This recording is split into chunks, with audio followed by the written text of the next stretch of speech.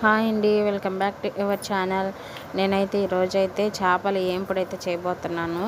వీటిని నీట్గా కడిగేసుకున్నాను. నేనైతే ముందుగా ధనియాల పొడి, తర్వాత ధనియాల పొడి వేసాను, తర్వాత ఫిష్ ఫ్రై పొడి వేసాను, గరం మసాలా వేసాను, తర్వాత ఫిష్ ఫ్రై కూడా వేసేసాను అనమాట. తర్వాత కొంచెం సాల్ట్ వేసుకుంటున్నాను. తర్వాత కొంచెం కార్న్ఫ్లవర్ కూడా వేసుకున్నాను, ఎందుకంటే కొంచెం రుచి బాగుంటుందని కార్న్ఫ్లవర్ వేసుకున్నాను అనమాట. దాని కార్న్ఫ్లవర్ వేసేసాను. దాన్ని బాగా పొడి లేకుండా, అంటే ఉండలుగా లేకుండా నీట్గా అయితే కలిపేసుకున్నాను. దండి ఈ విధంగా అయితే కలుపుకున్నాను, చూపిస్తున్నాను కదా, అదే విధంగా అయితే కలిపేసాను నేను. మొత్తం కలిసిపోయేటట్టు మొత్తం కలిపేసుకొని ఈ దొండవి అయితే కూరకు కూర తీసుకున్నాను. వాటిని తోమేసరికి నా పని అయిపోయిందనమాట. కనీసం 2 గంటలు పట్టింది వాటిని తోమేసరికి. ఇది ఏంపుడికి ఇవైతే తొందరగా అయిపోయినాయి, ఎందుకంటే తోలు తీసేసాను కాబట్టి. కూర తీసుకున్నట్టయితే చాలా లేట్ అయిందనమాట. ఇదండి అయిపోయింది, బాగా నీట్గా కలిపేసుకున్నాను.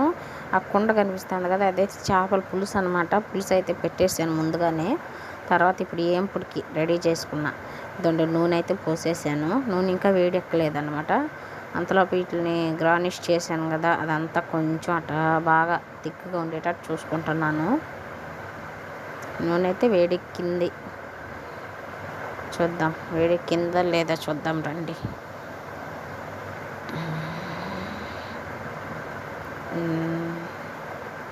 వేడెక్కినట్టే ఉంది, అయినా ఇది ఒక్కరో ఆ టేస్ట్ చూస్తా.